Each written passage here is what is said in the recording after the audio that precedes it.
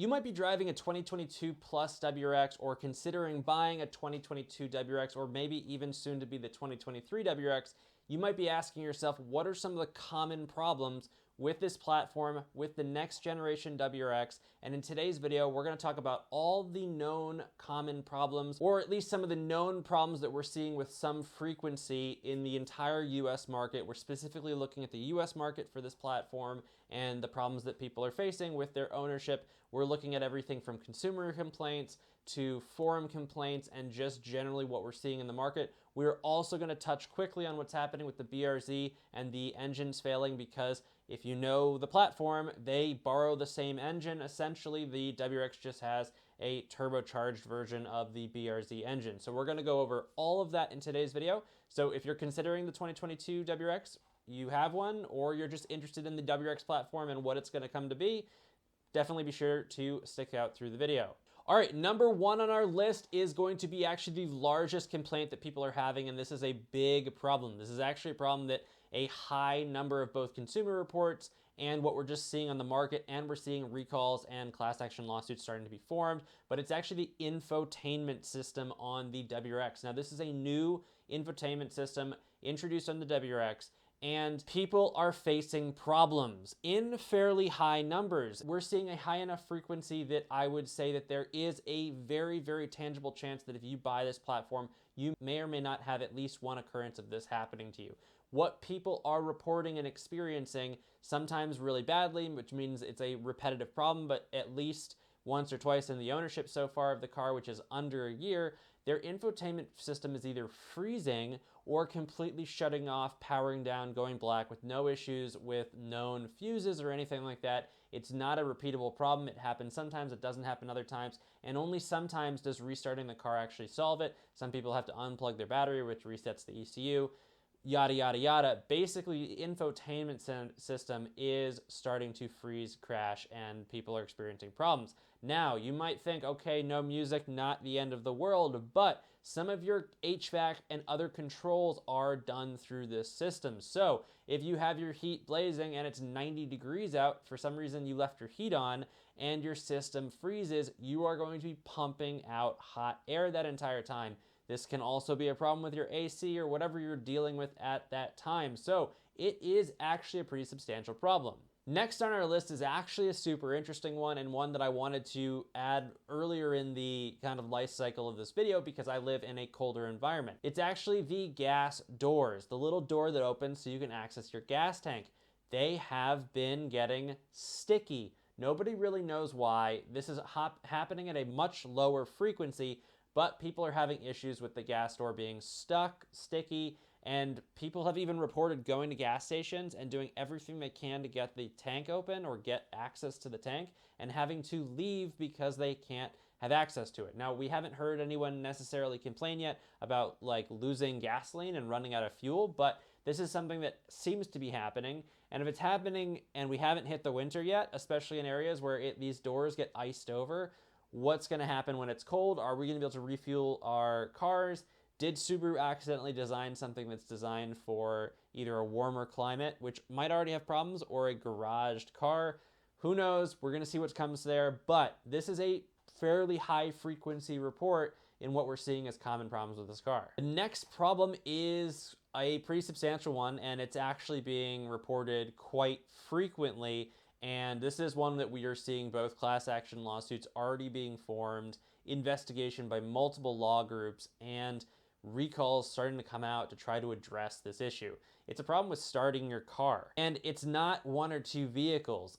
Lots of owners, like the infotainment system, are experiencing issues with starting their vehicle and not being able to start the car, and it just cranking and it not turning over.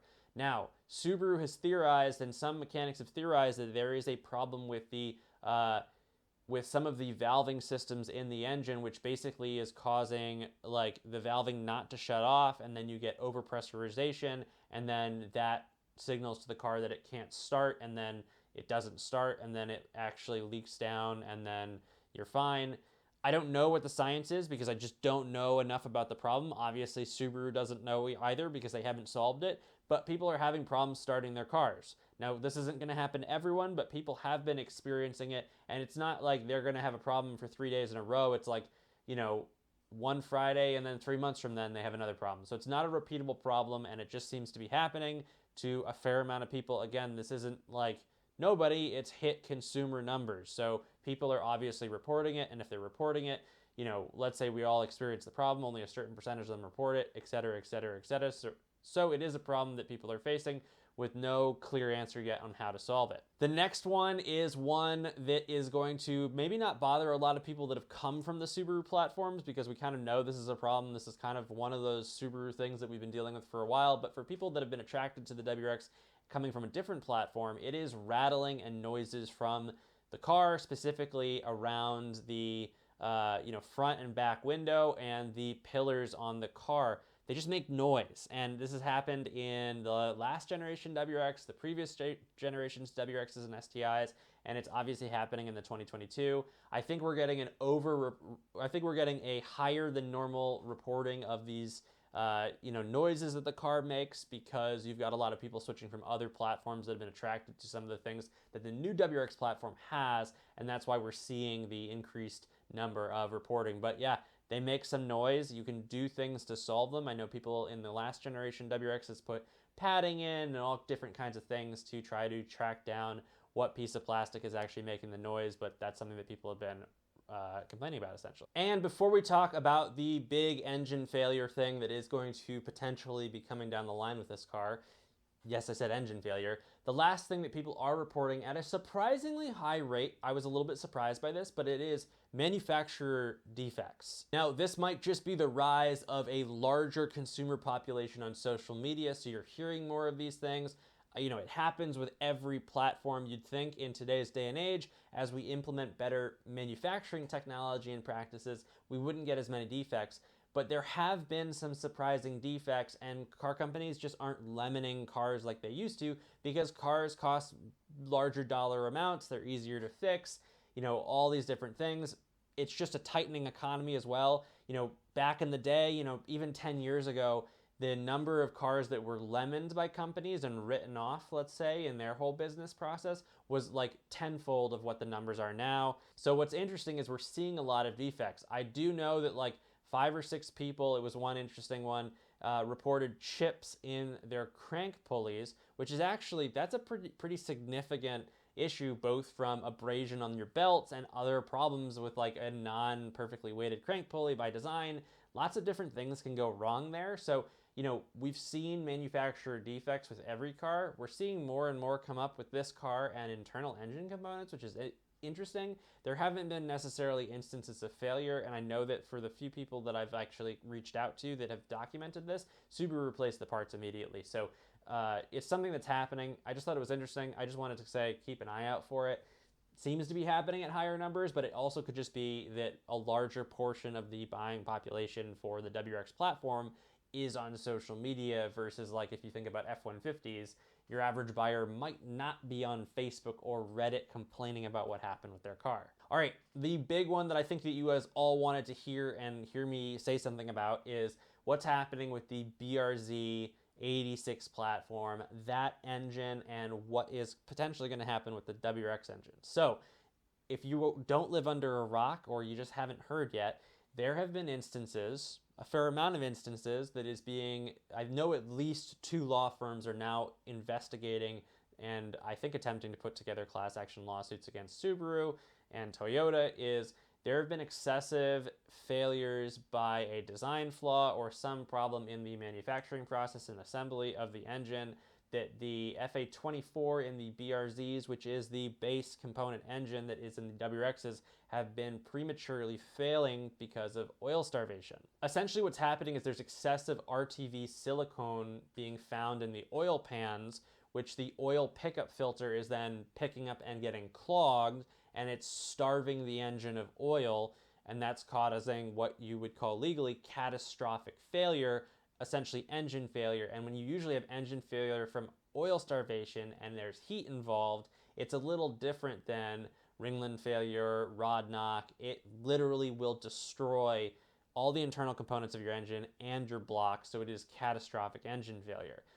We're seeing this happen a lot. It's happening enough that, like I said, class action lawsuits are in preparation, if not being launched as we speak. It's been around and talked about for a few months now. We're seeing more and more of it being reported now, which might lead me to think that there's been a little hush-hush at the beginning, and during investigation of this happening, Subaru may have been, keeping things quiet. Not that they can keep things quiet, but that we're just seeing underreporting because there's been the veil of, okay, we're going to fix it quickly, but then they're doing investigation, and then 8 weeks later, you see the life cycle of the investigation, the person starts complaining, and now we're starting to hear about it now. That's kind of how these things kind of pop up, like the engine failure lawsuit with the EJ years ago. What does that mean for the WRX? We really don't know right now. We don't know what the root cause of the problem is, why there's this excess silicone, whether it's coming from somewhere, whether it's a fault due to the assembly, whether it's a fault due to design. We don't know what the problem is right now. We haven't been seeing that in large numbers or even documented at all with the WRX though. But with that said, the WRX has been on the market for less. We've seen significantly less miles, and we've seen significantly less volume so far. So it goes to say, what is truly happening? With any type of engine failure or catastrophic failure, there's typically a 6 to 8 week life cycle before we even hear about the problem in the news once the problems have started coming up. So we're always like 2 to 3 months behind in reality. Am I worried about the FA24 and the WRX? Not really, just because there has been a much larger tuning community that's been testing and pushing these engines on the back end, and a lot of those people haven't been reporting problems. That doesn't mean, however, that a certain percentage of the population of the engines have been affected, right? So we just don't know yet, because not enough volume of these WRXs has been sold or driven enough miles for us to tell you. So that is a problem that is pending. We're going to see what happens in the coming months, but just wanted to keep you guys aware of that being a problem, at least for the BRZs, and that they share the same base engine platform. So interesting to talk about, and otherwise, hope you guys enjoyed the video. If you have any questions, drop them in the comment section below, and I'll see you in the next video.